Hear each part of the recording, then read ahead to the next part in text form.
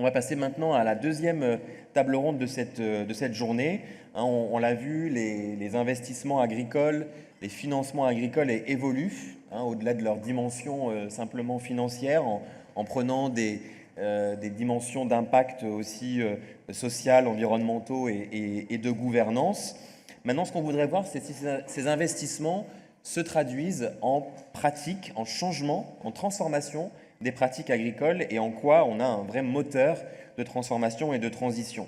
Donc là, on a essayé de construire une table ronde avec des entreprises engagées dans les filières agricoles, au nord comme au sud.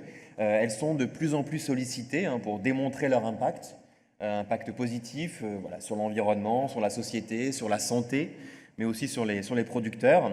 Donc là, je vais appeler Marie-Laure Eustache, qui est journaliste et également membre du CIRPA et de Health Food, qui va animer cette table ronde. Et elle sera entourée de 6 intervenants, 5 qui vont pouvoir me rejoindre et rejoindre Marie-Laure sur scène. Je vous laisse nous rejoindre. Et un à distance qui est, je l'espère, connecté. Marie-Laure, je te laisse introduire et accueillir nos panélistes. Merci. Merci beaucoup, merci Mathieu. Bonjour à toutes et à tous. Et effectivement, j'appelle à me rejoindre. C'est parfait. Nos intervenants, asseyez-vous. Alors, il n'y a pas d'ordre déterminé. Je vais vous nommer et bienvenue à cette table ronde. On a une petite heure à passer ensemble. J'ai compris qu'on avait du retard, donc on va peut-être... Oula, je ne vais pas trop reculer, sinon je vais tomber. On aura donc un temps de questions-réponses un peu raccourci pour pouvoir enchaîner à 15h30 sur la nouvelle table ronde. Bienvenue à toutes et à tous. Table ronde qui s'intitule « Quand les investissements changent les pratiques ». Et on va même voir ensemble qu'on peut inverser et dire quand les bonnes pratiques changent les investissements. Vous êtes tous exemplaires en termes de mesures d'impact. Vous allez nous raconter comment vous faites, chers intervenants. Et je vous représente rapidement pendant le tour de table. Donc, je commence à ma droite. Adeline Lescan, vous êtes directrice générale de Nutri-Set. Bienvenue, Adeline, parmi nous. Vous venez de Normandie ? Parfait. À vos côtés, il y a Blaise Desbordes, directeur général de Max Havelaar France. Blaise, bienvenue parmi nous. À votre gauche, Anaïs Riffiot, directrice générale d'Apex Agri, le cabinet de conseil. Anaïs, bienvenue et enchantée. Même si on a un petit peu parlé quand même, on a un petit peu préparé. Et puis à ma gauche, il y a donc Hamza Adam. Vous êtes responsable de l'innovation chez OCP NutriCrops, l'Office chérifien des phosphates et la filiale qui a été créée en 2022. Vous venez de plus loin, Hamza, vous venez de Casablanca. Vous nous avez apporté un tout petit peu de soleil, mais pas beaucoup. Faudra faire mieux la prochaine fois. Et enfin, à votre gauche, Boris. Alors, Boris Naguet de Saint-Vulfranc. Vous m'en voulez pas, Boris, je vous appelais Boris Naguet pendant la conférence. On s'était mis d'accord. Vous êtes directeur des opérations de Tourba, Afrique et Brésil chez Innovex. Vous venez aussi de Casablanca, si j'ai bien compris. Très bien, bienvenue à tous les 5. Et on a la chance d'avoir en duplex, en direct, Jérôme Fabre, qui est le président exécutif de la compagnie fruitière. Il est depuis Marseille. Jérôme, vous nous entendez bien? Vous êtes avec nous? Oui, je vous entends très bien et j'espère que vous m'entendez bien aussi. C'est parfait. Écoutez, voilà les règles du jeu. On va essayer de faire 2 tours de table. Vous allez nous parler de vos modèles, mais on va aussi faire un focus sur la valorisation de ces mesures d'impact, vos business models et puis comment vous embarquez aussi les producteurs. J'aimerais bien vous questionner les uns et les autres sur ce sujet. Et Jérôme, vous aurez, comme tous les intervenants, 2 fois 5 minutes pour répondre à mes questions. Je vais avoir un peu le mauvais rôle parce qu'il faut surveiller le timing, évidemment. Alors, nous allons donc commencer avec vous, Hamza. Donc, je rappelle que vous dirigez donc les directeurs des innovations, une équipe chez OCP NutriCrops, filiale créée en 2022. Et en préparant cette intervention, vous avez souligné toutes les contraintes qui pèsent aujourd'hui sur l'agriculture, mais il y a aussi des opportunités, vous allez nous le dire. C'est un secteur vital et il est confronté au changement climatique, on en a parlé ce matin. Il est émetteur de gaz à effet de serre, il subit un contexte inflationniste, etc. Il a aussi besoin d'attirer les jeunes, il a besoin de créer des revenus pour les producteurs. Tous ces constats vous amènent à avoir des objectifs, une feuille de route, améliorer le rendement et la qualité des matières produites, réduire les émissions, tendre vers une agriculture plus résiliente et rendre tout cela profitable pour le producteur. C'est important. Donc voilà votre axe, votre feuille de route qui vous guide. On a envie de vous poser la question par rapport à ces axes. Hamza, comment vous orientez vos mesures d'impact dans ce contexte et en fonction de ces facteurs clés? Quels sont vos outils? Alors globalement, comment est-ce qu'on oriente nos études d'impact? C'est par rapport aux 3 axes que vous avez cités qui sont les défis les plus importants aujourd'hui et les défis majeurs de l'agriculture. À savoir, comment est-ce que l'agriculture est résiliente par rapport au changement climatique? C'est la transition que nous voulons tous. Et puis, comment est-ce qu'on réduit l'impact de l'agriculture dans le changement climatique? Parce que ça a été dit aussi ce matin, l'agriculture est le 2e secteur qui émet des gaz à effet de serre. Et dernièrement, comment est-ce qu'on rend tout ça profitable à l'écosystème, à toute la chaîne de valeur? Au final, il n'y a pas que les producteurs, il n'y a pas que les fermiers, il y a toute une chaîne de valeur amont et aval à laquelle il faut que cette transition bénéficie. Donc, au sein du groupe, on a lancé depuis quelques années un plan d'investissement vert qui a pour objectif d'aboutir à 100% d'énergie verte sur toute la chaîne, sur toutes nos opérations, d'avoir 100% recours à de l'eau renouvelable ou issue de sources différentes, avec l'impact positif que cela apporte, non seulement pour les opérations d'OCP, mais également pour tout ce qui est agriculture avoisinante, ville, etc. Ça, c'est comment on voit un peu l'impact sur ces choses-là. On peut revenir que le Maroc, pour citer ça... Parlez bien proche du micro, près du menton. Merci. Alors, pour revenir un peu au contexte, au Maroc, on est soumis à un stress hydrique qui est lié au changement climatique, à des températures extrêmes, à de la sécheresse extrême depuis quasiment 7 ou 8 ans où la pluviométrie est irrégulière et très basse. Donc le groupe, avec les autorités, s'est engagé à faire des plans de dessalement qui aujourd'hui aboutissent à des villes qui sont desservies par ces opérations-là. Bien sûr, vous me direz, le dessalement, ça consomme beaucoup d'énergie, mais ça dépend principalement d'où cette énergie vient. Donc un plan 100% vert avec de l'éolien et du solaire est également important à mettre en place. Il s'avère que nos opérations génèrent également de l'électricité par cogénération, ce qui est naturel dans notre process, et par conséquent, ça nous donne encore une fois un avantage sur ce sujet-là. Le plan, c'est à peu près 13 milliards de dollars établis sur 4 ans. Ça, c'est un premier sujet en soi, comment nous-mêmes, on veut décarboner, comment nous-mêmes, on veut agir sur nous-mêmes. D'accord. Ensuite, ça va au-delà de ça. Il faut également agir sur l'aval de la chaîne de valeur, qui sont les utilisateurs finaux, qui sont au final les fermiers. Comment est-ce qu'on accompagne un peu l'adoption des fermiers par rapport aux 4 R, les bonnes pratiques d'engrais, les bonnes pratiques de fertilisation, à savoir les bonnes doses, les bons fertilisants, les bons emplacements et le bon timing. Et nous pensons que le bon... je pense qu'on a retrouvé la tablette. Oui. Très bonne nouvelle. Bravo Henri. Et donc, par rapport à ça, on s'est également engagé sur des plans à la fois de cartographie des sols pour savoir quelle est leur composition. On s'est également engagé sur de l'accompagnement de fermiers sur ces sujets-là. Encore une fois, à la lumière de ces trois défis qui sont comment on rend l'agriculture plus résiliente et donc comment on augmente les rendements de ces fermiers à travers le monde. Oui, parce que vous êtes présent, excusez-moi, je vous interromps, mais présent dans plusieurs pays, pas seulement on est marocain. présent sur l'ensemble des continents. D'accord. Nos engrais et nos produits sont présents sur l'ensemble des continents avec des challenges qui sont différents d'un pays, d'une géographie à une autre. Ici même en France, l'agriculture au nord n'est pas similaire à l'agriculture au sud et par conséquent, ce n'est pas les mêmes pratiques, ce n'est pas les mêmes intrants et ce n'est pas les mêmes solutions que nous essayons d'adresser. Et ce n'est pas les mêmes mesures d'impact alors? Exactement. C'est pas les mêmes critères? Oui. Oui. Ça reste sur des critères macro, mais la méthodologie restera toujours la même. Et le critère, l'objectif étant le même. Mais par contre, la valeur et la mesure doivent être adaptées à chaque contexte. Bien sûr. On a aujourd'hui, encore une fois, cet objectif et cette ambition de comment est-ce qu'on pourrait ramener des solutions de fertilisation à tous les fermiers au monde, comment on pourrait les rendre plus durables, plus accessibles, plus profitables à ces gens-là et surtout avec moins d'impact environnemental. Nous prenons aujourd'hui cette pratique des 4 R à travers le monde. Nous essayons d'avoir une agriculture régénératrice également, ce qui permettrait de protéger un peu les ressources, notamment hydriques. Nous venons d'un pays où ce sujet est vraiment prépondérant. Donc, à travers le monde, avoir sans doute votre plus grande contrainte, celle qui oblige d'être le plus innovant.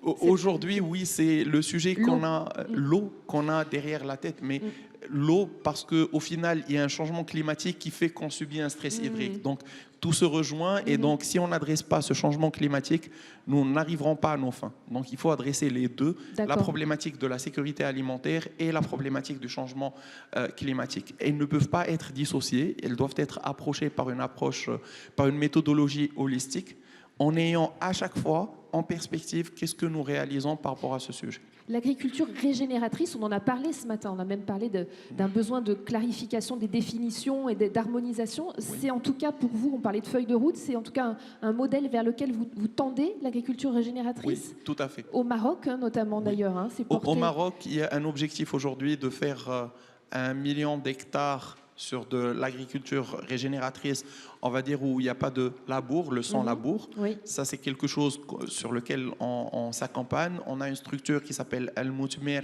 qui est hébergée à l'Université Mohamed VI Polytechnique, qui est aussi le bras armé de la recherche du groupe. Une université récente, mais à la pointe de la technologie aujourd'hui, avec 90 agronomes qui sillonnent un peu toutes les, on va dire, les rues, les villages, tout ce qu'on veut au Maroc pour promouvoir ce type de pratique et pour en mesurer l'impact. D'accord. L'année dernière, c'était 40% d'augmentation de rendement sur certaines cultures qui ont été atteintes malgré les années de sécheresse. Donc, il y a réellement de l'impact. Oui. Ça doit se faire également sur le long terme. Nous ne pouvons pas nous baser sur 1, 2, 3 saisons agricoles. Tout ça prend du temps. Mais malheureusement, nous, en tant qu'humanité, nous ne disposons pas suffisamment de ce temps. Donc il faut rapidement trouver le moyen de changer la courbe sur le changement climatique et sur la sécurité alimentaire. On en parlera au deuxième tour de table, notamment comment vous formez aussi les agriculteurs. On n'a pas parlé des nouvelles technologies, de toutes les innovations que vous utilisez. Juste les 4 R, c'est quoi, Hamza? Alors, les 4 R, c'est le bon fertilisant, la bonne quantité, la bonne dose, le bon emplacement et le bon timing. Aujourd'hui, les fertilisants en tant que nutriments, les NPK, tout le monde les connaît, n'ont pas forcément les mêmes comportements vis-à-vis de l'environnement, ni même vis-à-vis de la plante. Les appliquer de la même manière nous ramène très souvent à avoir des impacts négatifs à la fois sur les rendements et à la fois sur l'environnement. Donc, ce que nous prenons à travers les 4 R, et on n'est pas ceux qui les ont inventés, ça a été inventé, je pense, par l'IPNI, l'International Plant Nutrition Institute, c'est de dire chaque nutriment doit avoir sa propre approche et doit être appliqué à la bonne manière. D'accord, parfait. Merci, je vous interromps parce que le timing est serré, mais on va rester dans l'écosystème marocain, dans l'écosystème de l'innovation marocaine avec vous, Boris Naguet. Vous représentez Tourba, cette filiale d'Innovex qui propose donc de travailler sur le carbon farming. Exactement. Vous allez en parler beaucoup mieux que moi, Boris, on vous écoute. Alors concrètement, on est des développeurs de projets en crédit carbone. Ça veut dire qu'on forme des agriculteurs sur le terrain à appliquer tout un set de pratiques d'agriculture régénératrice. Il est prouvé scientifiquement que ça a plusieurs impacts, et notamment la multiplication des matières organiques dans les sols. Cette multiplication, elle permet donc une meilleure santé des sols qui améliore la productivité et le rendement des agriculteurs. Ça permet de protéger les sols et donc de lutter contre la sécheresse en gardant l'eau dans la terre. Et le dernier impact, c'est que ça séquestre du carbone dans les sols, et c'est sur cet indicateur qu'on va jouer, puisque après avoir formé les agriculteurs, on travaille en parallèle avec des certificateurs internationaux, Verra, Gold Standard, pour ceux qui les connaissent, qui vont nous vérifier que les pratiques qu'on applique séquestrent bien du carbone dans les sols et donc émettre des crédits carbone. Dans un dernier temps, on vend les crédits carbone à des entreprises qui veulent compenser leurs émissions en investissement dans des projets comme le nôtre, et on rémunère les fermiers qui ont participé à notre programme. C'est ça qui est important. On est non seulement vertueux, mais en plus, il y a un profit pour les agriculteurs. À hauteur de combien de pourcents, d'ailleurs ? Jusqu'à 60. Entre 60 et 65, selon les pays. D'accord. Ce qui est important, c'est que cette transition vers les pratiques d'agriculture régénératrice, les crédits carbone sont un incentive supplémentaire. Et ce n'est pas la seule finalité de l'application de ces pratiques, c'est également la meilleure santé des sols, la meilleure productivité et la lutte contre la sécheresse. Donc c'est un incentive supplémentaire vers cette transition. Claude Thor disait tout à l'heure de l'AFD, il parlait de l'ABC Maps. Est-ce que c'est quelque chose qui vous parle, Boris ? Non. Pas plus que ça. Non, parce qu'il disait, voilà, il y a des startups, fintech, etc. Il parlait d'une méthodologie boîte noire, mais vous, c'est pas du tout boîte noire. Vous êtes très clair là-dessus. Quand on travaille avec les certificateurs, on est obligé d'être très transparent sur le projet. D'accord. Donc, ce qui a permis l'émergence de ces méthodologies, c'est le digital. Oui. On déploie des outils qu'on appelle MRV, donc Measure, puisqu'on est capable de mesurer précisément la séquestration en carbone dans les sols via du machine learning et de l'analyse d'images satellites. Report, donc MRV, le deuxième, le R de MRV, puisqu'on doit partager aux certificateurs un niveau de détail et de précision très élevé sur les fermiers qui participent au programme, puisqu'il n'y a rien de moins tangible qu'une tonne de CO2 qui est capturée de l'atmosphère. Et donc il faut qu'on montre très précisément qui sont les fermiers, où sont leurs parcelles, quels sont les types de cultures, quels sont les types de pratiques. Donc ça c'est le R pour Report. Et enfin Verify, le potentiel de séquestration en carbone s'est atteint en peut-être 15 à 20 ans. Et donc il faut qu'on soit capable de suivre ces agriculteurs dans le temps pour s'assurer que les crédits carbone que l'on émet sont bien la conséquence des pratiques que l'on pousse pour ne pas qu'on puisse s'attribuer une séquestration en carbone dans les sols qui serait naturelle ou indépendante de notre activité. Et le digital est à votre service justement pour accélérer un peu le temps alors justement. Exactement. En fait, toujours via des algorithmes, on détecte qui applique les pratiques et ça nous permet d'avoir un retour terrain très efficace puisqu'on va voir les fermiers qui appliquent soit mal les pratiques, soit qui arrêtent d'appliquer les pratiques. Et vu qu'on travaille au Brésil, en Éthiopie, en Nigeria et au Maroc, on parle de dizaines, de centaines de milliers de fermiers. Donc sans le digital, ça serait juste impossible. Et justement, c'est encore des pays aux cultures différentes, aux exigences différentes. On en parlera peut-être à la deuxième table ronde quand on parlera de votre approche des agriculteurs dans ces pays, si vous êtes d'accord, Boris. Envie de rajouter quelque chose sur votre méthodologie? Je crois que vous avez été tout à fait transparent. Voilà, la méthodologie, elle est publiée par les organismes internationaux qui s'appuient sur des communautés de scientifiques. Donc on n'a pas la main, on n'est pas juge et arbitre. C'est-à-dire qu'on suit des principes qui sont émis par ces organismes internationaux pour que justement il y ait de la confiance sur le marché des crédits carbone et qu'on puisse attester qu'on suit des méthodologies reconnues internationalement. Et vous êtes en phase pilote là, c'est vrai que voilà, c'est en phase test avec des ambitions en termes d'hectares concernés. 10 millions d'hectares dans les prochaines années d'ici à 2030.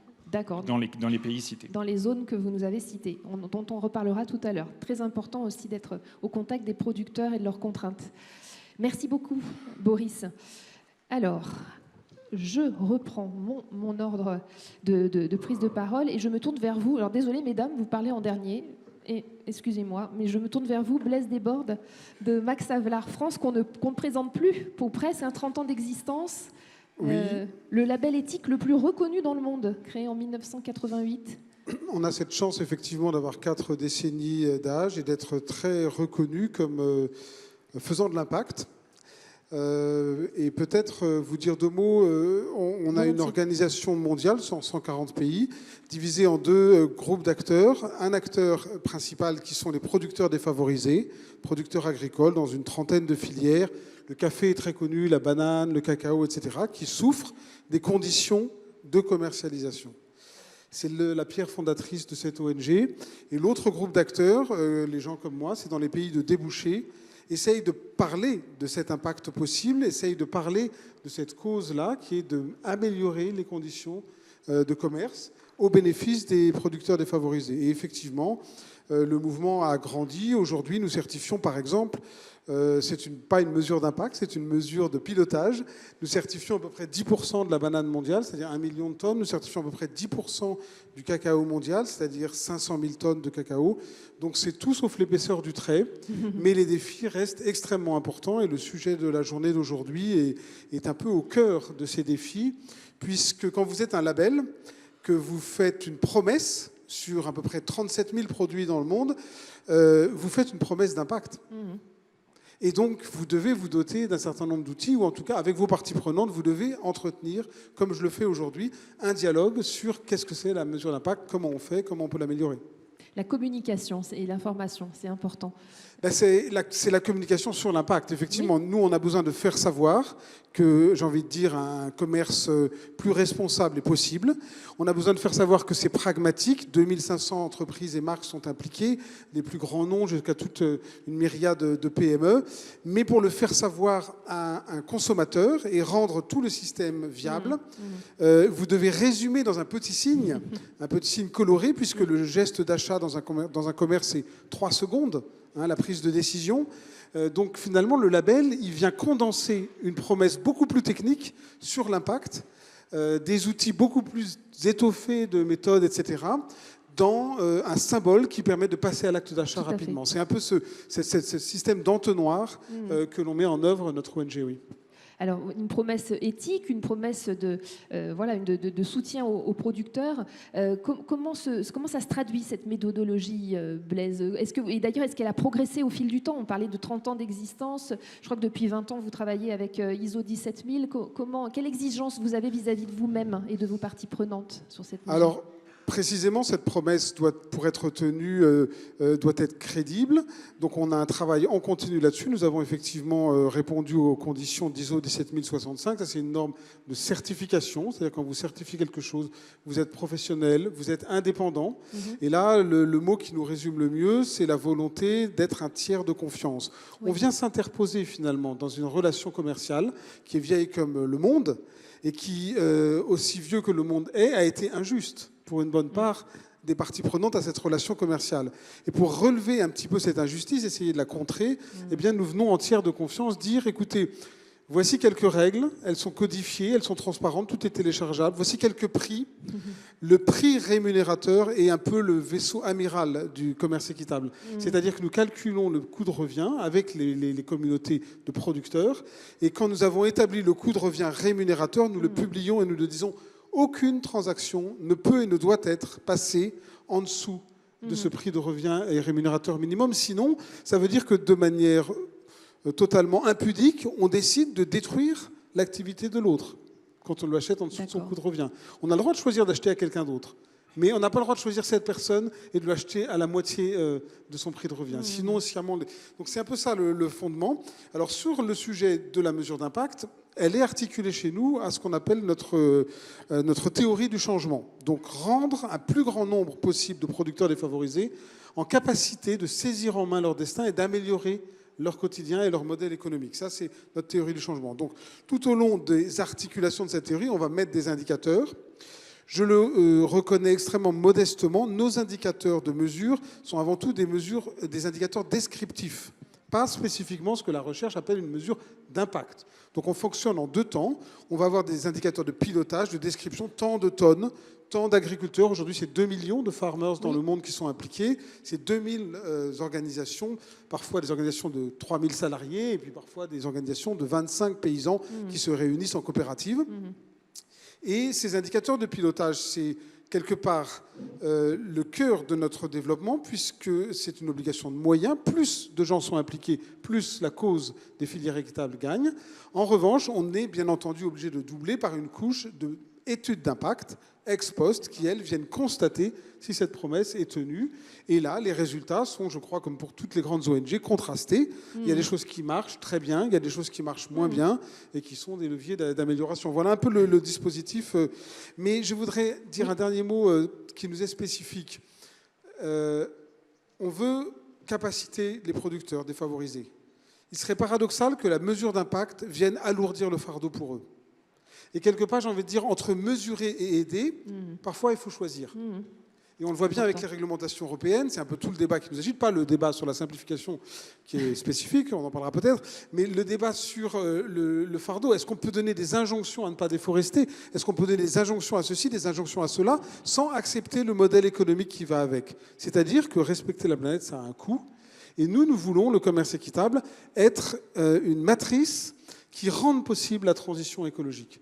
C'est-à-dire en donnant un nom au vrai coût, en donnant un nom et un prix à la tonne réelle, incluant les externalités négatives, eh bien, on veut rendre possible un commerce qui soit vraiment crédible dans sa prétention à la transition écologique.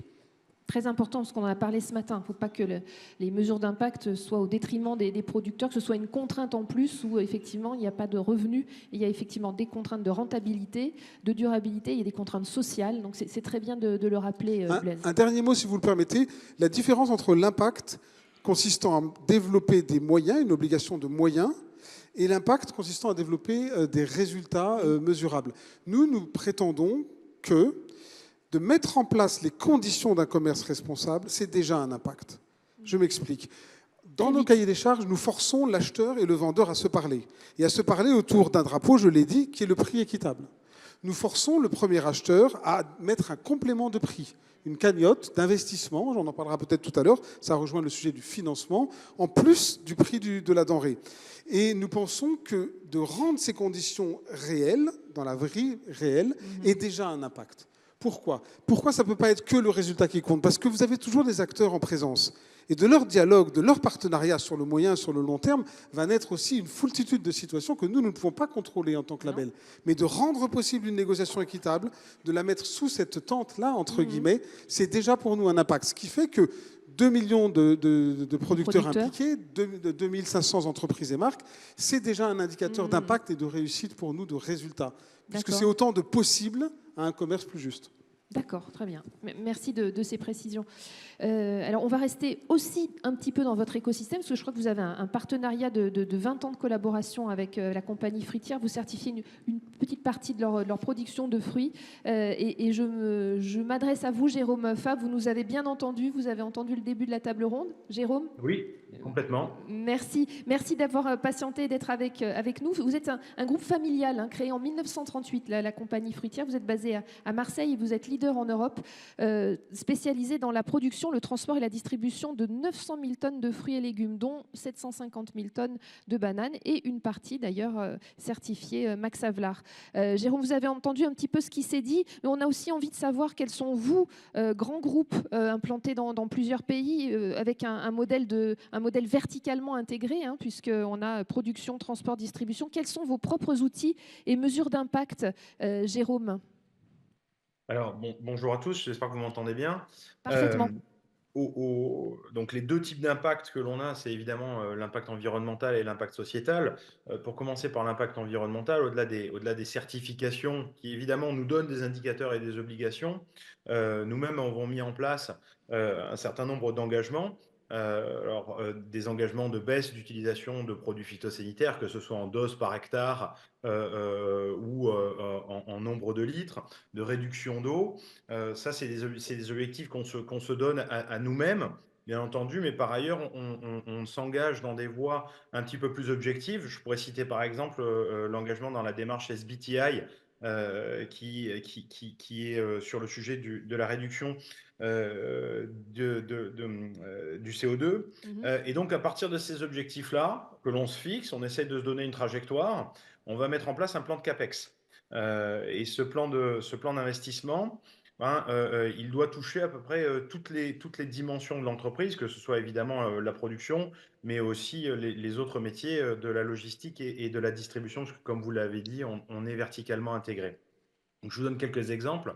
En matière d'aide à la production et d'amélioration de la performance, on a développé en interne un logiciel de suivi de gestion de nos pratiques agricoles qui s'appelle SIPA en interne. Ça nous a pris plusieurs années pour le développer. C'est un 100% in-house.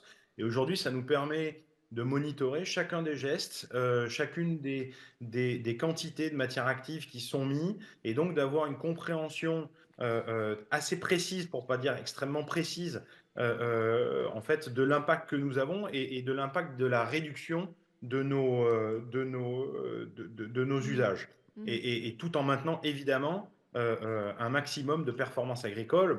Évidemment, en matière agricole, c'est le rendement.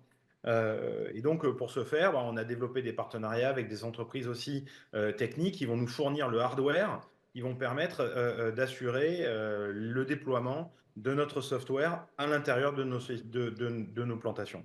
Le deuxième exemple d'investissement, ça va être un investissement plus technique dans le cadre des traitements. Alors, il se trouve que nous, on peut encore faire dans les pays dans lesquels nous sommes une partie du traitement aérien qui est essentielle pour la survie de notre principale culture qui est la banane.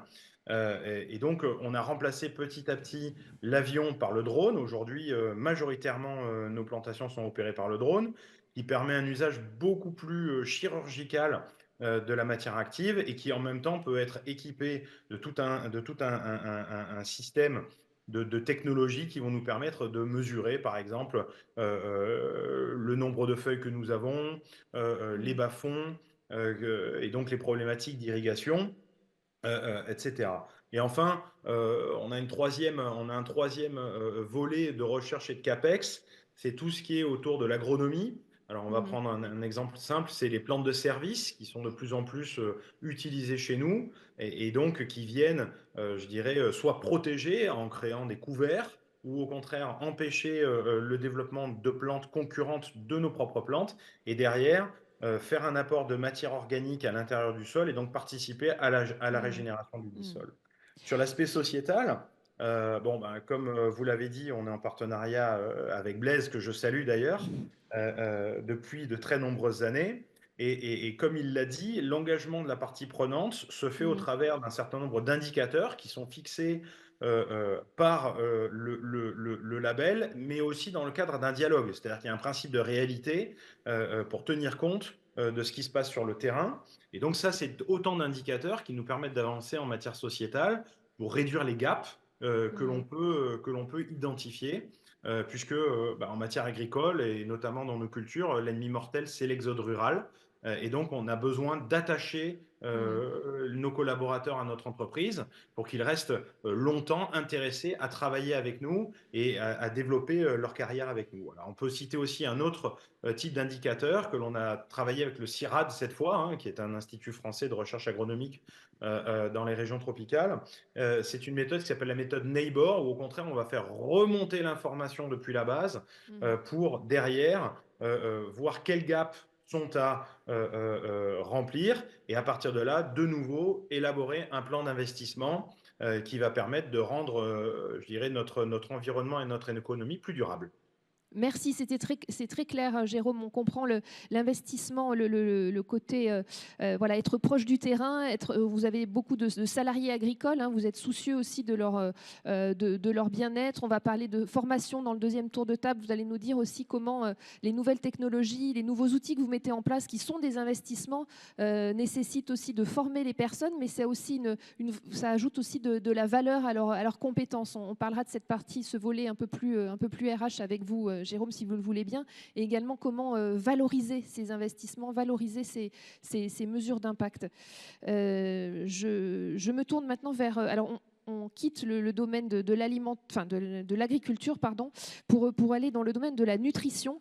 Avec vous, Adeline Lesquin, directrice générale de Nutri7, créée en 1986 par vos parents, hein, puisqu'il n'y avait rien qui existait, il y avait un no man's land, et ils ont eu cette idée de proposer, d'élaborer un produit pour lutter contre la malnutrition qui souffre beaucoup encore d'insuffisance des investissements, hein, politiques et financiers. Et alors je rappelle juste pour mes mots, puisqu'on a un public très attentif, le 27 et 28 mars prochain, la France d'ailleurs accueillera le sommet mondial de la nutrition, Nutrition for Growth. Je suis sûre que vous y serez, Adeline. Mais on vous écoute pour nous présenter qui vous êtes et puis vos propres mesures d'impact. Je crois aussi que c'est en interne que vous avez élaboré tout ceci, et vous avez plein de problématiques. On a parlé encore ce matin aussi de production locale, produire localement. On y reviendra. Merci, Adeline. Merci, bonjour. Oui, donc chez Nutri7, notre mandat, c'est de lutter contre la malnutrition. Et pendant très longtemps, c'était notre seul indicateur. En fait, notre seul indicateur, c'était le nombre d'enfants qu'on touchait et la qualité des traitements qu'on proposait grâce à nos produits. Et puis, vite, on s'est rendu compte que ça ne suffisait pas. Alors, en gros, il fallait que les produits aient de l'impact, que les produits traitent un type de malnutrition qui n'était pas traité et une vulnérabilité qui n'était pas traitée. Et puis un indicateur financier parce qu'il fallait gagner de l'argent pour pouvoir développer d'autres produits. Donc c'était vraiment les deux sujets. Et depuis quelques temps, on est en train de mettre en place, alors on a les outils maintenant et on va le déployer de plus en plus, ce qu'on appelle notre boussole des impacts. C'est-à-dire que on s'est demandé quelle devait être la place déjà de nos feuilles de route climatiques. Et pendant très longtemps, ce que je disais, c'est que ça passait derrière la nutrition jusqu'à ce qu'on réalise que le changement climatique était une des premières causes de malnutrition dans le monde et qu'on ne peut pas dire qu'on lutte contre la malnutrition et ne pas lutter contre le changement climatique. Donc ça nous a permis aussi de faire passer cet indicateur au même plan que la nutrition. Et puis on en a rajouté deux autres qui nous semblaient très importants, notamment parce que lutter contre la malnutrition. Donc à chaque fois, il faut que ça marche pour lutter contre la malnutrition. Lutter contre la malnutrition, c'est permettre à certains pays de développer des politiques publiques. C'est systémique, la malnutrition, c'est pas juste un manque d'une alimentation. Et donc, c'est de permettre d'avoir des politiques publiques fortes et résilientes, tant de santé que agricole, puisque c'est vraiment le lien entre les deux. Et du coup, on a un impact économique et social. Donc, comment est-ce qu'on a développé un réseau qui s'appelle Plumpy Field, présent dans les pays programmatiques, donc les pays qui vont utiliser nos produits. Donc, on est Haïti, Niger, Guinée, Burkina Faso, Nigeria, Éthiopie, Soudan, Madagascar, Inde.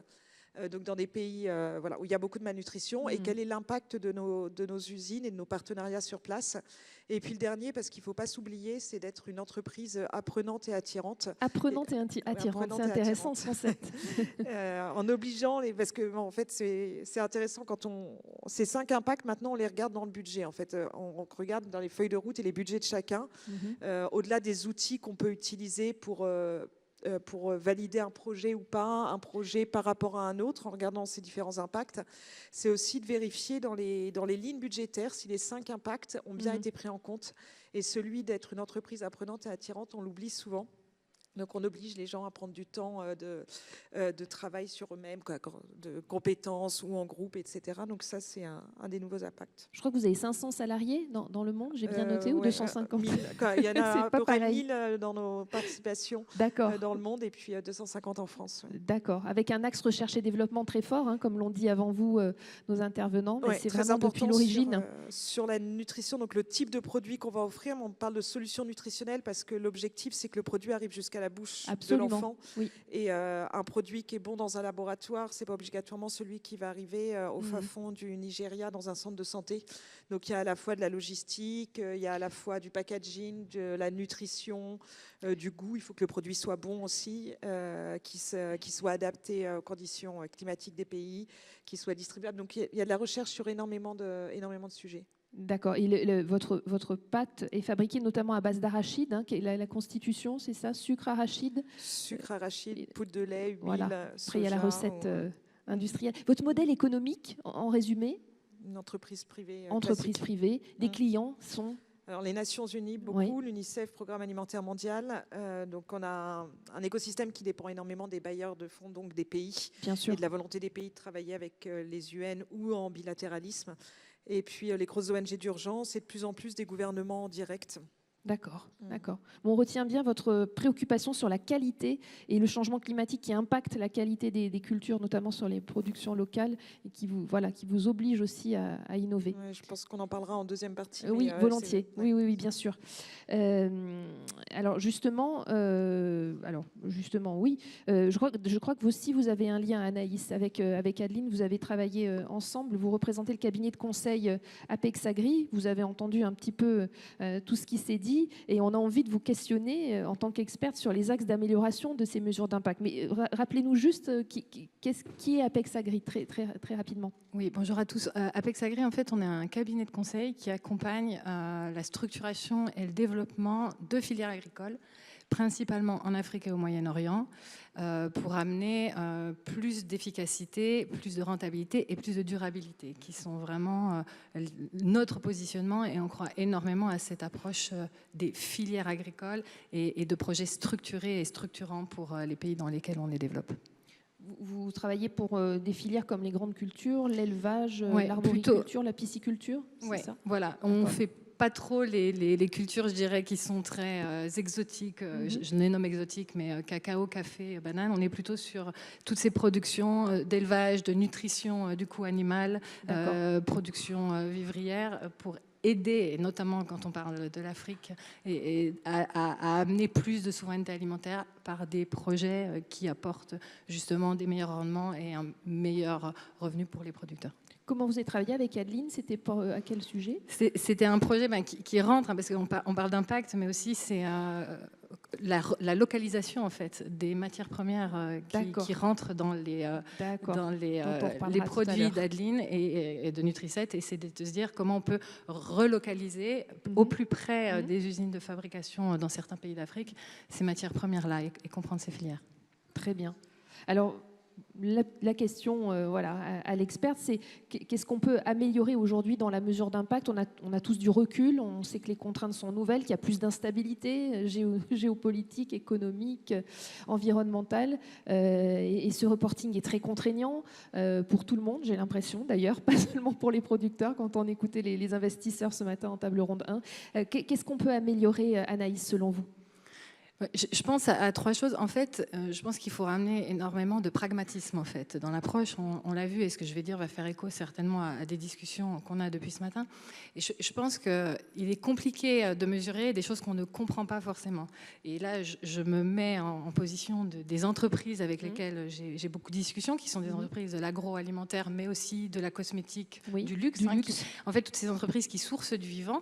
Et quand on dit sourcing, approvisionnement, c'est beaucoup géré aussi par les achats qui ne conçoivent pas ou qui ne perçoivent pas vraiment d'où vient la matière première. Et donc je pense qu'il faut éviter et transformer ces approches qui sont très... On fixe des ambitions, on prend des engagements de réduction en termes d'empreinte carbone, d'amélioration de biodiversité, etc. Et ces approches qui sont très descendantes, en fait, aller vers des approches qui sont plus remontantes, justement, essayer de comprendre ce terrain, en fait.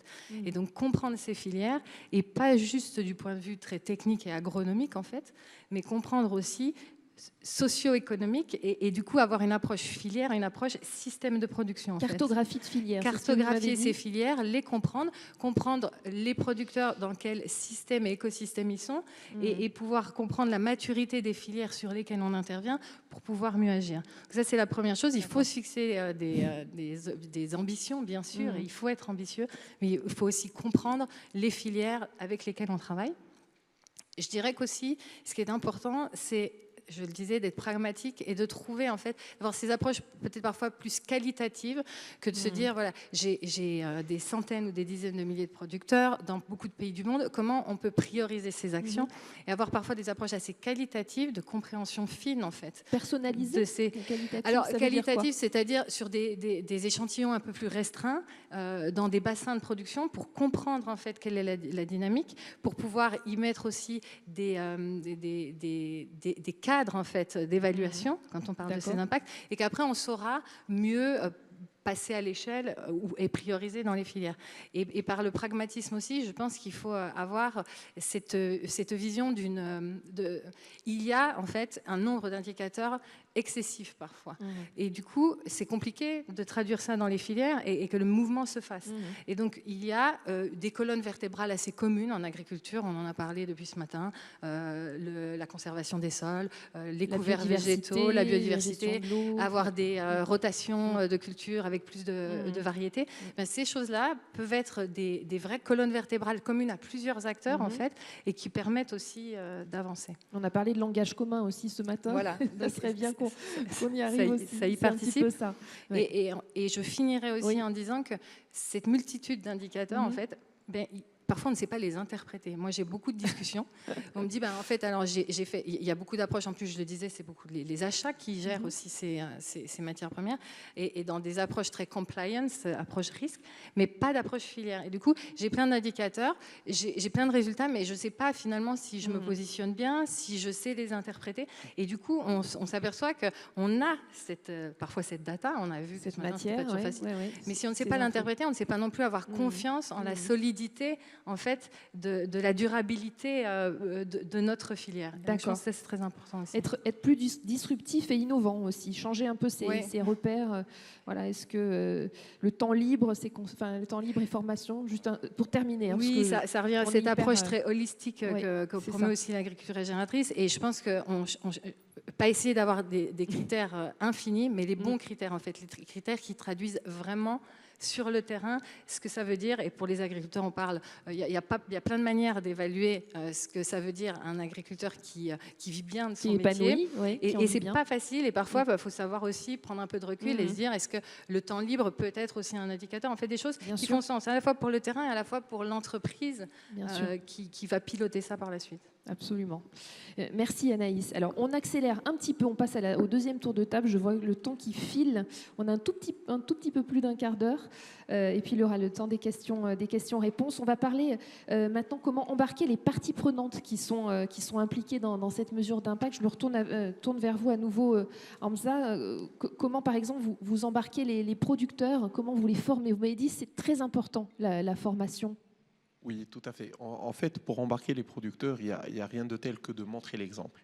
Ce matin, on a vu avec l'une des présentations que un essai qui est fait avec un producteur, avec un agriculteur, a 2 fois plus de chances d'avoir un impact qu'un essai qui est fait en stand-alone tout seul dans son coin. Donc, en fait, la formation est un levier important pour ramener les découvertes de la recherche et de la science très rapidement au niveau du fermier. Aujourd'hui, on se posait également la question sur quel serait le bénéfice d'utiliser de l'intelligence artificielle ou des outils digitaux, etc. Mais dans l'absolu, c'est aussi la vitesse avec laquelle on forme les fermiers sur ces modèles d'adaptation que la science ne cesse de découvrir de jour en jour. Mais ils ont le temps de se former, c'est un coût pour eux, c'est du temps, c'est de l'argent. Comment vous les motivez? Et effectivement, ça aussi, c'est un impact. C'est aussi de savoir quel est le nombre de fermiers qui adoptent aujourd'hui ces pratiques que nous sommes en train de prôner tous ensemble. Au final, un fermier, il a un objectif qui est probablement celui du rendement. Un fermier responsable a également un objectif par rapport à la préservation de l'environnement. Et donc, comment on allie les deux, là est un indicateur très, très important pour nous. Typiquement, on a développé un programme à Yamoussoukro en Côte d'Ivoire. Oui, des Farmers Centers, ce que exactement, ça s'appelle les Digital Farming School. Très bien. Et par rapport à ça, on essaie de lier un peu tout ce qui est connaissance sur le digital avec les fermiers. Et ça devient un one-stop shop. Ça veut dire que le fermier obtient un peu tous les intrants dont il a besoin. Il obtient également un peu un accompagnement agronomique sur ce qu'il devrait faire. Parce qu'au-delà même de ce qu'on est en train de se dire aujourd'hui, former les gens, c'est une chose, mais pouvoir vérifier que les gens utilisent cette formation sur le terrain, qu'ils puissent rapidement changer également de fusil d'épaule, parce que ce qui est valable aujourd'hui ne l'est pas demain, surtout dans le monde où nous vivons aujourd'hui avec tous ces extrêmes de changement climatique, c'est également important. Comment on mesure tout ça? Au final, le nombre de fermiers qui suivent un peu les recommandations, le nombre d'adhérents à ces centres, c'est également important. Mais la formation, pour moi, c'est le levier principal qui permettrait de changer tout ce qu'on est en train de faire. La vitesse avec laquelle la science évolue est juste surprenante. Aujourd'hui, sur l'écosystème scientifique, la recherche sur tout ce qui est résilience de l'agriculture, réduction des émissions, variétés nouvelles, etc., nutrition des plantes, tout ça, il foisonne. On en a sur tous les écosystèmes, sur tous les pays, les régions, sur toutes les cultures. La vitesse avec laquelle cette science va diffuser au niveau de l'utilisateur qui est l'agriculteur et comment on arrive également à mitiger ces barrières d'utilisation, à savoir les risques que ça peut entreprendre d'utiliser peut-être un engrais typiquement ou une variété définie ou une conduite en général, ça aussi c'est important. Et donc l'accompagnement est nécessaire. D'accord, merci Hamza. Blaise Desbordes, vous, comment vous embarquez les producteurs dans la gouvernance, dans le reporting? Comment vous faites en fait, très clairement? Le premier élément, c'est de proposer une contrainte et une récompense de la contrainte. C'est-à-dire que nous sommes sans doute une des seules certifications qui touche au cœur du modèle économique en apportant un meilleur prix. Du cash. Oui, ou en tout cas une sécurité économique, je l'ai dit, le prix rémunérateur. C'est pas rien pour un producteur de savoir qu'il a une garantie sur plusieurs années d'un prix rémunérateur. Deuxième élément, on a ce qu'on appelle la prime de développement social. C'est le fameux complément de prix et ça fait le lien avec l'enjeu du financement. Qu'est-ce que c'est que la prime de développement équitable? C'est un complément d'à peu près 10% du prix. Donc vous achetez une tonne, $3 000, vous rajoutez $300. Et le premier acheteur accepte de payer ça et au titre du commerce équitable. Mais ça motive les producteurs. Pourquoi? Parce que ça constitue pour eux une base d'investissement possible. Ils disposent chaque année de l'ensemble de leurs primes de développement. Donc dans une petite coopérative de vanille à Madagascar où il y a 20 producteurs, ça sera peut-être 8 000 €. mais dans une grosse exploitation avec 3000 personnes, ça peut être un demi-million d'euros. Et cette capacité d'investissement, de faire des choix financiers, change complètement la donne et motive énormément les organisations paysannes, parce que la trappe à pauvreté, elle est bien souvent liée au fait que vous ne pouvez pas choisir des solutions. En fait, vous êtes tellement juste que vous êtes dans la survie, vous faites des mauvais choix sur la qualité, vous faites une absence d'investissement alors que vos acheteurs vous le demandent, etc. On casse cette trappe à pauvreté en quelque sorte, et l'ensemble du mouvement Fairtrade, on estime à peu près, c'est l'année dernière, à 230 millions d'euros, le total de la prime de développement que se partagent donc à peu près 2000 organisations de producteurs, de la plus petite somme à la plus grande somme. Et certaines choisissent d'investir dans l'outil de production, d'autres dans le social, bien sûr. La liberté est entière, puisque un des mécanismes anti-pauvreté, il est aussi documenté par les économistes, je crois, du développement, c'est de donner un choix. En fait, c'est pas de choisir à la place. L'empowerment, c'est de donner un choix, et bien souvent, la communauté ou le farmer lui-même sait quelle est la solution. Son problème, c'est pas de pas savoir qu'est-ce qui est bon pour lui, c'est de pas avoir la marge de manœuvre pour faire le bon investissement. Et alors, juste une petite question par curiosité. Donc, cette prime, elle a été multipliée par 2 en 10 ans. Et aujourd'hui, le choix, qu'est-ce qu'ils choisissent en priorité, ces producteurs? Ça change énormément selon les contextes, et c'est là qu'est la pertinence de l'outil. D'abord, cet outil est pertinent parce qu'il fait des petits tickets. On sait que l'AFD, le DFID, enfin des grandes organisations de développement ne savent pas faire des tickets à 20 000 euros. C'est impossible. Rien que le coût de bureaucratique, il est plus que 20 000 euros pour mettre en place un dossier. Nous, ce qu'on sait faire, c'est amener dans une petite communauté, grâce au mécanisme du commerce équitable, cette petite cagnotte de 10, de 20 000 euros sur laquelle ils vont décider. Premier élément, la taille du ticket. Deuxième élément, savoir qu'est-ce qui est bon pour soi, ça dépend du contexte et de la collectivité. Je vais vous donner 2 exemples. Le premier, c'est au Kenya. Il y a des experts dans la salle, j'en suis sûr, donc j'espère que je ne dirai pas de bêtises. Mais il y a un sujet sur l'éducation au Kenya. Et là-bas, massivement, les gens qui sont dans le Fairtrade votent pour des bourses d'études. D'accord. Parce qu'ils ont peur des ruptures de parcours pour leurs enfants. Et deuxième exemple, au Laos, on a une filière magnifique au plateau des Beaux-Leven qui a restitué un café de grande qualité, soutenu par l'AFD d'ailleurs depuis 15 ans. Et bien là-bas, j'y suis allé il n'y a pas longtemps avec un grand média français pour faire un reportage. Ce qui m'a surpris, c'est qu'eux, ils vont utiliser ça pour le microcrédit. Le microcrédit de campagne. Les usuriers en bord de champ leur prennent 50 à 100% d'intérêt pour le petit crédit dont ils ont besoin. On parle de $800. On parle de $957. Il y avait les tableaux, j'ai tout passé en revue dans chacune des sections là sur le plateau. Eh bien, là, c'est la coopérative qui a décidé d'utiliser la prime commerce équitable pour constituer finalement une caisse de microfinance pour ses propres membres, en toute transparence, avec le vote du collectif. Et donc, c'est eux qui avancent les $800, soit à taux zéro, soit avec quelques pourcents. Et on passe donc, ça révolutionne la vie des paysans, puisqu'avant, ils payaient 100%, là, ils payent 3%. Merci pour ces exemples très concrets, Blaise. Alors, on accélère, vous êtes tous parfaits. Je suis sûre que vous allez jouer le jeu, me dire des choses très intéressantes en très peu de temps pour terminer. Boris, vous, comment vous accompagnez les fermiers qui participent au programme Tourba et puis suivant les zones du monde qui sont différentes, comment ça se passe très vite? Alors, on est obligé de s'adapter au contexte, puisqu'on développe le projet en Afrique, au Maroc, au Nigeria, en Éthiopie, où la majorité, surtout pour l'Éthiopie et le Nigeria, sont des petits fermiers qui ont des tailles d'exploitation entre 0,5 et 2 hectares, où là, il va falloir un accompagnement. Forcément, on est très proche d'eux, il faut qu'on aille les voir sur les fermes, il faut qu'on leur explique comment appliquer les méthodes et qu'on leur démontre que ça fonctionne. On met en place des démoplots où ils vont pouvoir constater l'efficacité de l'application de ces pratiques sur des champs exactement dans le contexte dans lequel ils sont. Au Brésil, c'est un petit peu différent. On a des exploitations qui sont beaucoup plus grandes, avec des fermiers qui sont beaucoup plus matures. Et eux, ce qu'ils vont attendre, c'est pas qu'on les forme sur les pratiques, mais c'est qu'on rentre dans vraiment la technicité des types de cultures qu'ils ont et qu'on rentre sur un niveau de détail le plus précis possible sur comment ils doivent changer leurs pratiques.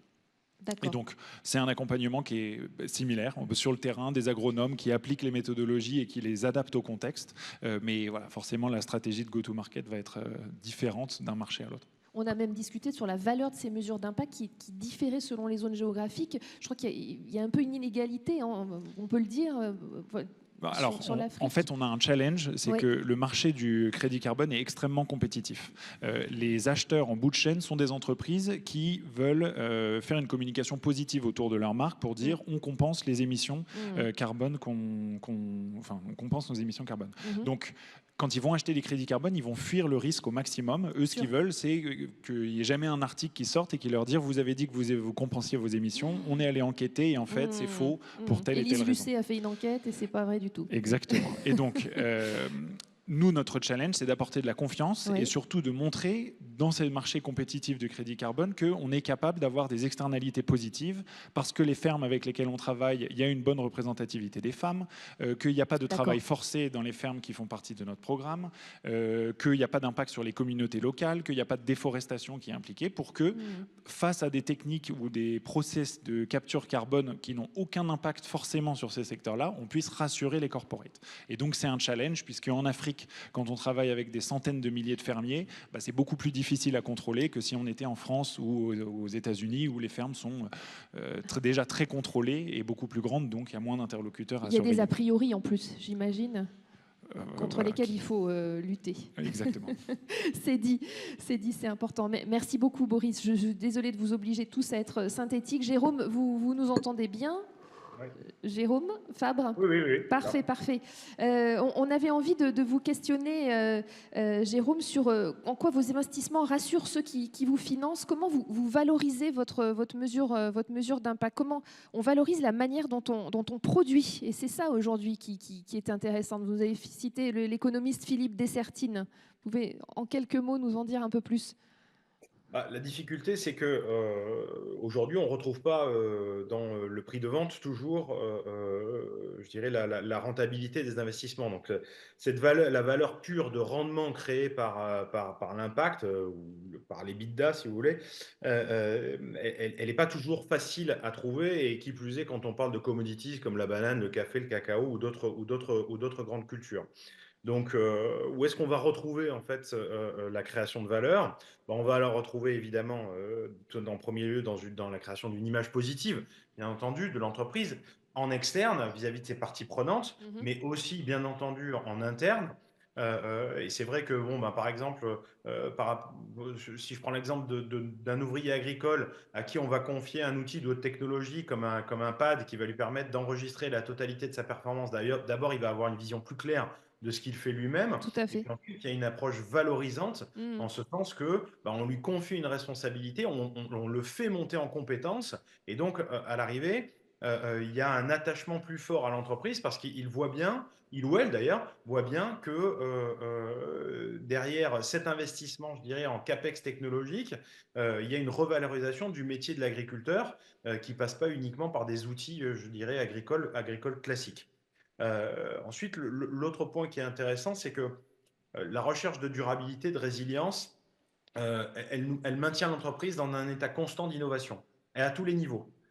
C'est-à-dire qu'on va rechercher à améliorer ses pratiques, à être plus performante, à être plus efficace, et en fait à anticiper ce qui va se passer dans un monde où, par définition, les prévisions sont de moins en moins pertinentes, et en tout cas de plus en plus difficiles à évaluer. Et donc, cette idée de pouvoir laisser une certaine liberté dans l'innovation à tous les niveaux, c'est aussi quelque chose qui va valoriser, je dirais, l'écosystème global et faire en sorte que vous pouvez trouver des solutions qui sont très pertinentes et qui ne viennent pas toujours d'une pure, je dirais, recherche et développement, c'est-à-dire en top-down, mais il peut y avoir aussi du bottom-up.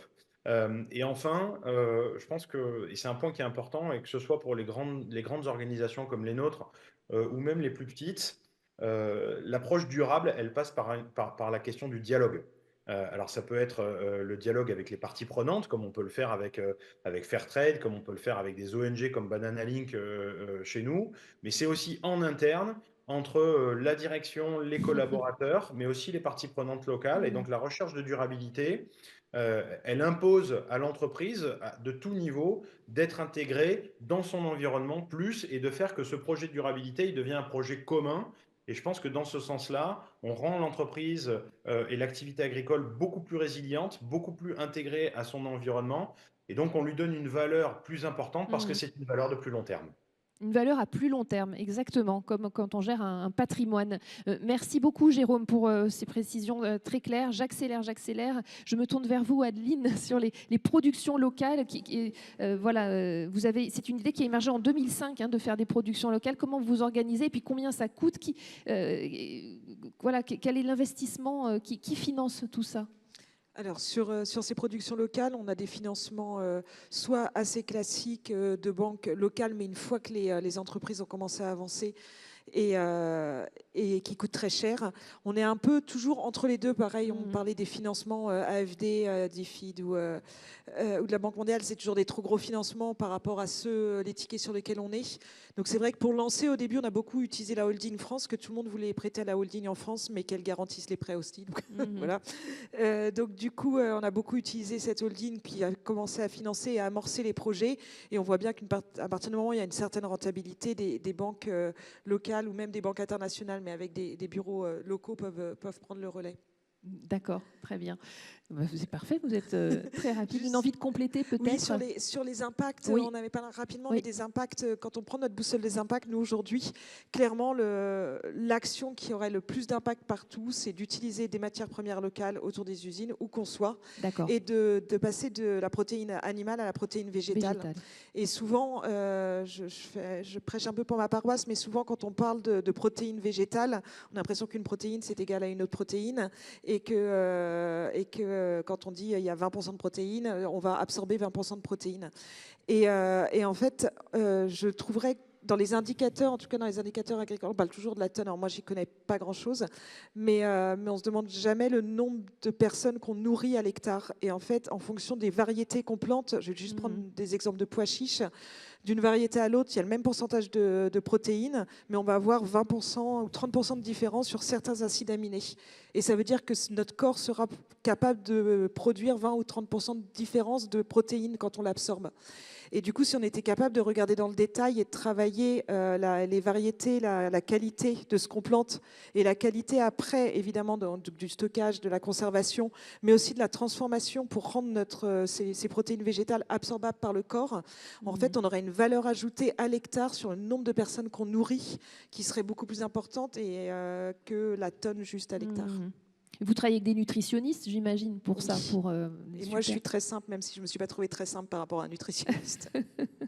Et alors, la contrainte, c'est le qualitatif, mais vous avez aussi l'instabilité politique dans les pays, puisque vous avez un projet en Afghanistan, on vous souhaite qu'il aboutisse, mais vous avez une usine qui a brûlé dans quel pays déjà, Aline ? Soudan. Au Soudan, d'accord. Donc ça, c'est effectivement des impacts très lourds. C'est la complexité déjà dans une usine, mais c'est une activité qui peut reprendre assez vite. Mais quand les sujets agricoles et les sujets de filière, quand ils sont déstabilisés par l'insécurité, et on est obligé de multiplier en fait les zones d'approvisionnement. On était en Éthiopie par exemple avec une zone d'approvisionnement seulement sur les arachides, mais à un moment il y a une guerre, il y a une insécurité à un endroit, et c'est des années, voire on n'arrive même pas à remettre en place les filières et récupérer l'approvisionnement dans ces zones-là. Donc on a besoin de multiplier aussi nos zones d'approvisionnement parce qu'on est dans des zones à risque. Bien sûr, il y a tout ça à avoir en tête. Merci beaucoup Adeline. Alors c'est à vous Anaïs que revient le fait de terminer cette table ronde 2, toujours en parlant des producteurs,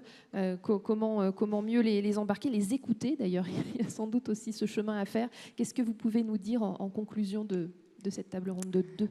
En conclusion, non, je pense que c'est sûr qu'on en a conscience, mais le producteur, il est comme tout le monde dans cette transition. Il se demande quel est son rôle et ce qu'il y gagne aussi. Et donc, je pense qu'il est important d'avoir des objectifs clairs et de donner de la visibilité à ces producteurs sur le long terme, en fait, par des volumes. Rien que ça, c'est très engageant. C'est un sujet qui est très souvent abordé dans ces colloques de la Fondation Farm, qui peut être traité par plus de contractualisation, par exemple. Et donc, donner cette visibilité sur les engagements qu'on peut avoir avec les producteurs pour que ça soutienne leur transition. On parlait d'agriculture régénératrice. Quand on a de la rotation de culture, si on vend notre blé à une entreprise et pas l'autre produit de la rotation selon les mêmes critères, sur les mêmes cahiers des charges, c'est très compliqué. Donc il y a beaucoup de travaux qui sont en cours pour essayer d'harmoniser un maximum. Et c'est pour ça, ce que je disais tout à l'heure, si on a aussi quelques critères fondamentaux sur lesquels on peut se mettre d'accord, ça fera avancer les choses. Je pense qu'il est important aussi d'être pas trop dogmatique dans ce qu'on demande à ces producteurs, de se dire qu'on sait là où on veut aller, on ne peut pas se tromper, ça va dans le bon sens, cette transition va dans le bon sens. Après, les producteurs, il faut savoir aussi leur faire confiance commencent. Il faut les appuyer, il faut expérimenter évidemment, mais pour certains c'est quand même des changements assez radicaux, donc il faut les laisser expérimenter. L'agriculture est quand même un temps long, il faut toujours s'en rappeler quand on met en place ce genre de démarche. Et puis, et je pense que ça fait beaucoup de sens, et on l'a évoqué aussi, c'est trouver ces locomotives, trouver ces fermes. Alors ça s'appelle ferme pilote, ça s'appelle démonstrateur, c'est ambassadeur. Il y en a partout dans tout un tas de bassins de production, et eux peuvent démontrer que ça marche, et il faut prouver aux agriculteurs que ce qu'on met en place fonctionne pour les engager. Merci Anaïs, c'est parfait. Merci pour ces mots qui terminent ce dernier tour de table. Je vois que Mathieu s'est levé. On va pouvoir passer, Mathieu, aux questions-réponses. J'ai essayé de tenir le timing. C'était serré, mais voilà, je te passe le relais. Merci Marie-Laure, merci à tous les 6 d'avoir été efficaces, synthétiques et en même temps très riches, parce que j'ai échangé avec Christian qui suit les questions et les remarques dans le chat, et qui avait beaucoup de questions, beaucoup de remarques sur les différents exemples qui ont été amenés ici. Alors j'ai Abdoul qui est en bas et Katia qui est en haut. C'est le moment d'agiter vos mains si vous avez des questions à proposer. Ce qu'on va faire, c'est qu'on va prendre un tour de questions pour essayer de garder un petit peu le timing.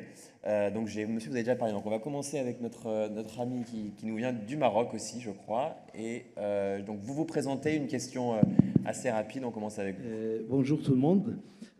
Donc tout d'abord, je tiens à remercier la Fondation Farm qui m'a permis d'être aujourd'hui parmi vous. Je m'appelle Ilad Dermoumi. Je suis ingénieur agronome, consultant en agriculture au sein du cabinet d'études Agri-Invest Development. J'ai eu l'occasion de travailler, d'échanger avec Sapex Agri sur une question d'élevage. Ça fait 3 mois. Et aujourd'hui, je pense que nous sommes face à un grand défi qui est d'atténuer et de s'adapter aux effets des changements climatiques et de bien mesurer les impacts pour mieux investir. Ces impacts ne sont pas faciles ni à s'adapter avec, ni à atténuer. Et moi-même, je vis à travers notre pays, donc du nord au sud et de l'est à l'ouest, avec les agriculteurs. Et chaque jour, on voit des problèmes, des défis auxquels se trouvent nos agriculteurs. Donc aujourd'hui, ce n'est pas le fait de mettre à la disposition des agriculteurs l'eau de dessalement, ce n'est pas le fait de mettre à la disposition des agriculteurs les engrais, ni la digitalisation de l'agriculture. Tout ça, on est habitué à ce genre de choses. Donc on avait de l'eau, on avait des engrais, mais il y a des données aujourd'hui qui ont changé. Et c'est le problème, le grand défi, c'est les étages climatiques. Aujourd'hui, on est en train Est-ce que vous pouvez poser votre question pour qu'on puisse prendre... Oui, je vais la poser tout de suite. Merci. Donc, les étages climatiques qui sont en train de migrer vers le nord pour un ensemble de cultures. Si je prends par exemple que la culture d'olivier, donc qu'on voit disparaître dans certaines zones et qu'on est en train de perdre aujourd'hui des zones de production potentielles en matière sur plusieurs filières. Donc ma question, comment donc on va surmonter ces désordres physiologiques subis par les cultures existantes et qui sont en train de prendre sur beaucoup de zones et qui étaient leaders en matière de production, à cause des changements climatiques. Voilà, c'est ça ma question. Merci beaucoup. Abdoul, si tu viens prendre la question de M. Haroun, qui est juste là pour l'instant, on va privilégier ceux qui n'ont pas encore eu l'occasion de parler, puis on ira ensuite avec Christian pour prendre une question de la visio. Bonsoir à tous. Avant tout, on tient à vous remercier pour l'invitation. Donc, je me présente, c'est M. Haroun, je suis agriculteur fermier en Algérie. Donc, c'est une question qui sera destinée à Mme Anaïs et Boris concernant la mesure d'impact chez les agriculteurs. Donc, vous avez parlé de rotation assolement, vous avez parlé d'utilisation de plantes pour séquestrer le carbone.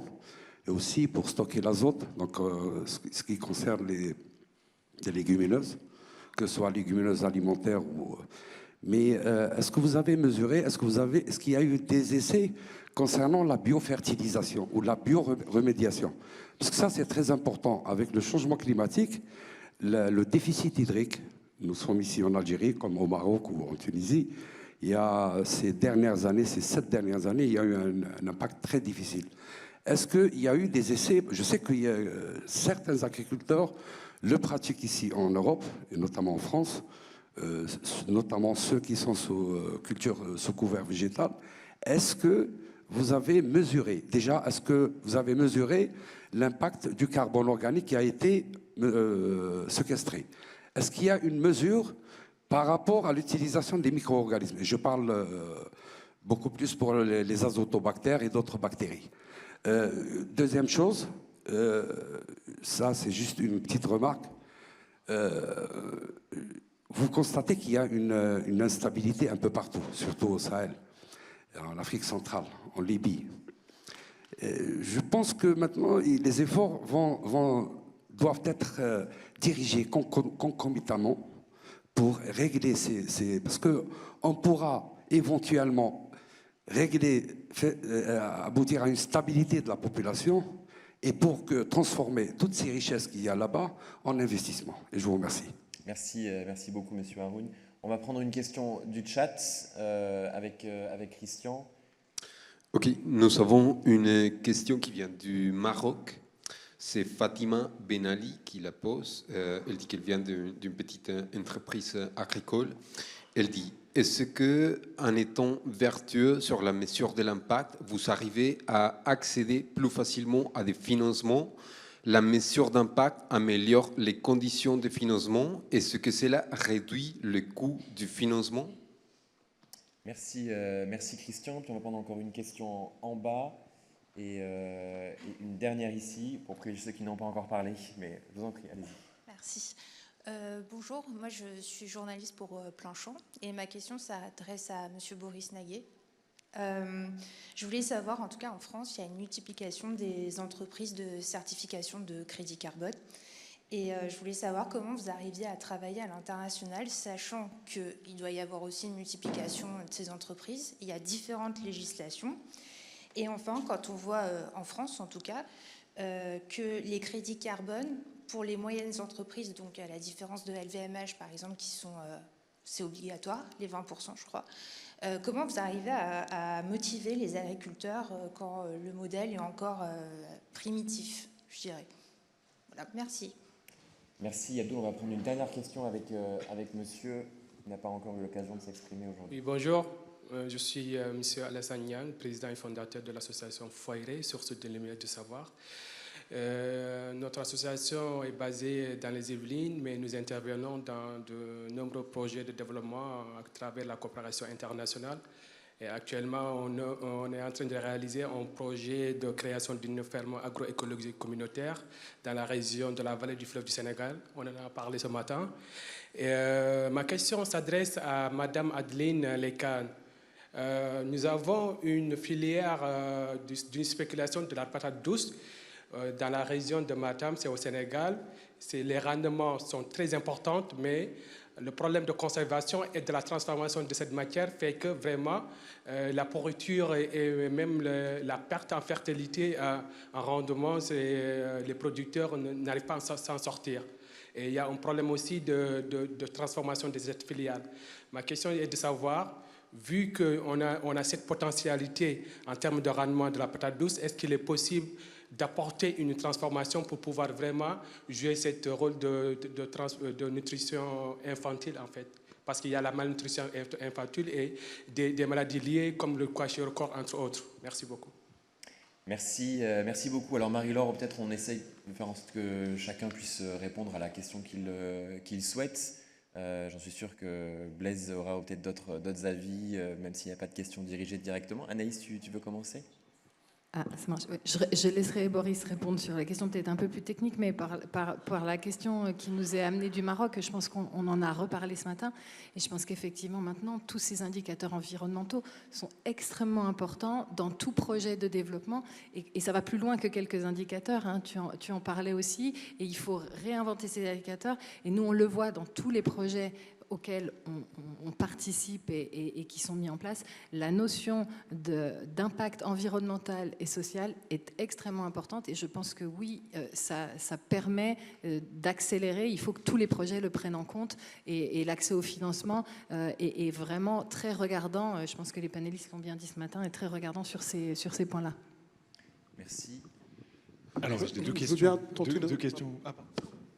Tenter une réponse sur la première question qui était comment surmonter les bouleversements liés au changement climatique.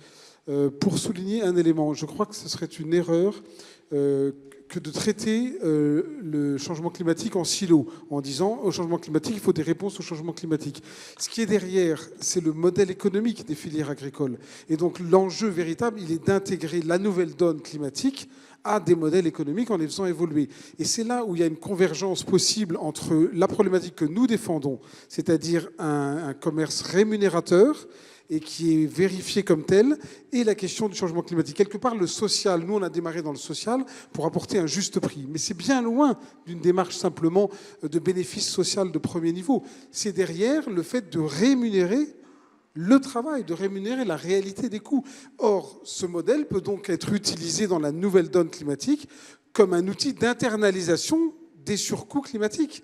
Et donc le modèle du fair trade, c'est-à-dire la définition d'un prix, la constitution d'une capacité d'investissement, les préfinancements, la contractualisation sur plusieurs années, c'est des outils, j'ai envie de dire, génériques que nous, on a développés dans un premier temps pour le commerce équitable, je dirais presque dans une approche un peu humaine avant tout, mais aujourd'hui, elle est déclinable pour surmonter les obstacles climatiques. Ce qu'il faut, par contre, c'est que les acheteurs jouent le jeu et n'essayent pas de pointer du doigt le producteur en lui disant « intègre tes problèmes climatiques, moi, la donne commerciale, elle reste exactement la même et mes contraintes sont exactement les mêmes, les gens veulent des prix bas, etc. etc. » Juste en complément également, il y a cette contrainte climatique, certes, mais il y a également la contrainte sur la sécurité alimentaire qu'on ne peut pas négliger d'un point de vue, que ce soit de souveraineté ou d'un point de vue même de bien-être humain. La sécurité alimentaire est nécessaire. Chaque être humain a besoin d'un certain nombre de protéines, a besoin d'un certain nombre de calories pour pouvoir vivre, et ça, il faut qu'on puisse y répondre. L'adaptation des cultures peut être une solution. L'intégration des coûts climatiques de l'agriculture est un facteur nécessaire. Et donc, oui, je te rejoins, Blaise, quand vous dites à un moment, on pourrait décliner le même modèle sur cette histoire de mesure d'impact climatique sur les prix et sur la valeur des denrées que les producteurs font. Mais gardons en tête, la sécurité alimentaire est également importante. Peut-être là-dessus, Adeline, vous voulez réagir, vu qu'on est sur ce sujet Non. Non. Je ne sais pas si je serais pertinente. En fait, j'étais concentrée pour répondre à monsieur. Ok, alors on écoute peut-être Boris et puis on reviendra vers vous, Adeline. Il y a deux questions. Donc, oui, deux questions que je vais répondre un peu mélangées sur les deux. La méthode de certification des pratiques d'agriculture régénératrice, c'est un secteur qui évolue beaucoup. Parce que le digital permet de mesurer précisément, il y a un intérêt des certificateurs qui publient aujourd'hui des nouvelles méthodologies. Mais il faut différencier la recherche universitaire, qui peut-être sur les biofertilisants permet de définir les mécanismes qui vont capturer du carbone en utilisant ces biofertilisants, et les certificateurs qui, eux, ensuite, sont capables de développer ou en tout cas de donner des directives sur les outils qui mesurent cet impact directement. Et il y a un décalage entre les deux. Moi, ce qu'on espère, c'est qu'il y ait de plus en plus de méthodologies qui permettent de quantifier tous ces impacts, puisque, in fine, ça ne fera que pousser les fermiers et les agriculteurs à faire cette transition vers ces nouvelles pratiques. Et du coup, ça répond aussi un peu à la deuxième question sur l'émergence de nouveaux entités de certification.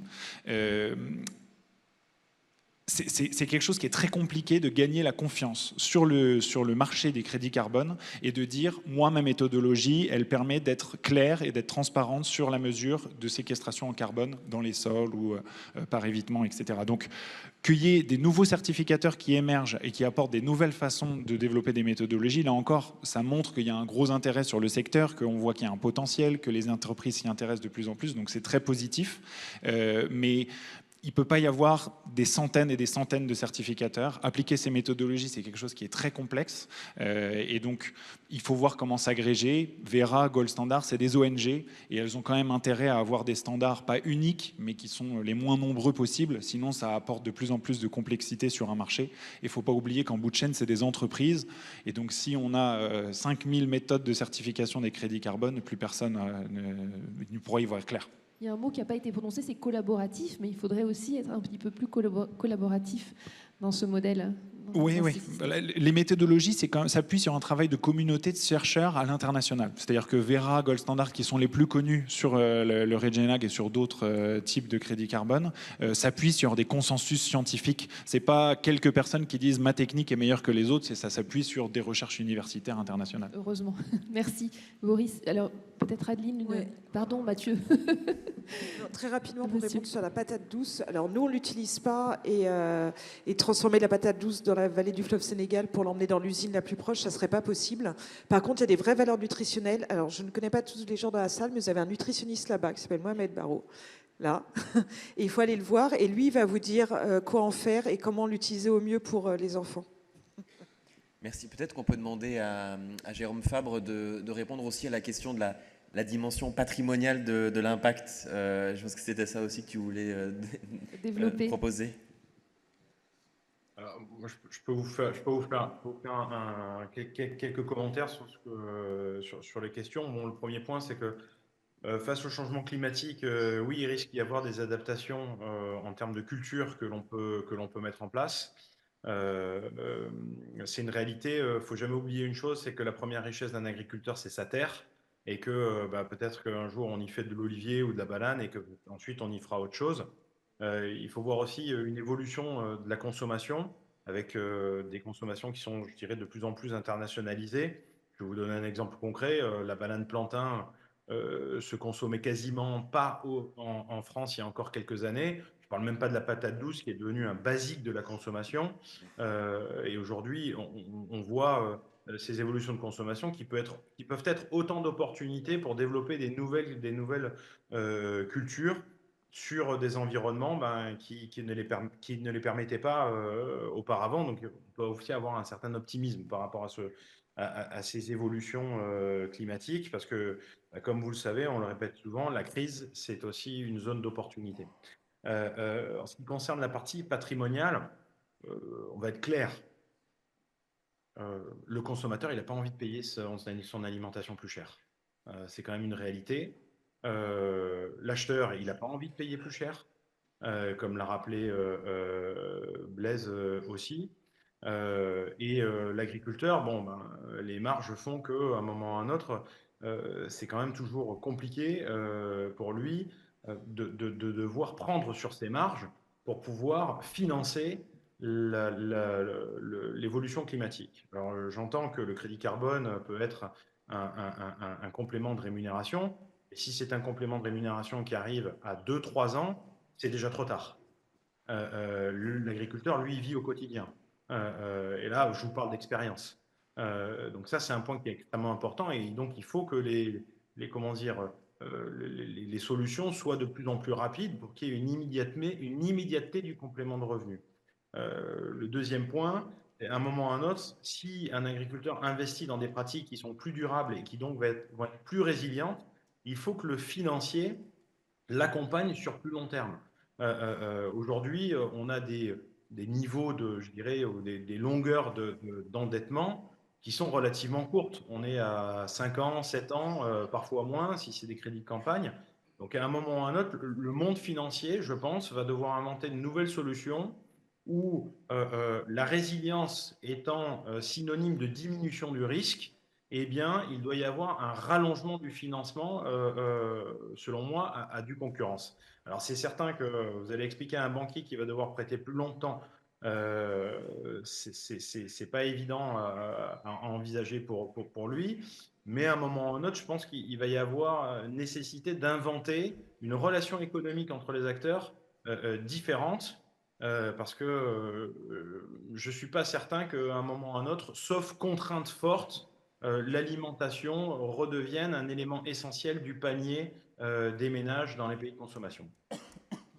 Changer les mentalités, c'est bien ça. Merci, Jérôme, si on peut résumer.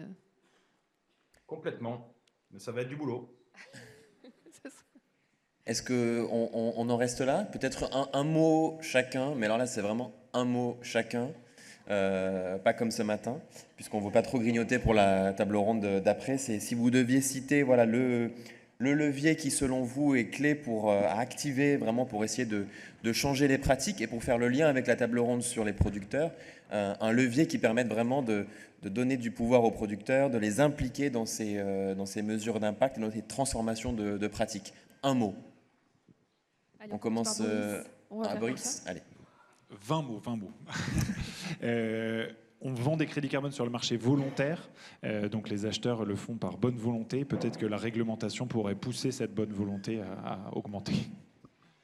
Parfait. Merci. Hamza, vous avez presque répondu tout à l'heure, mais allez-y. Oui, pour moi, c'est encore une fois la formation, la vitesse avec laquelle on fait de la recherche et on la décline au niveau du fermier, c'est vraiment ce qu'il faut. Fondamental. Merci.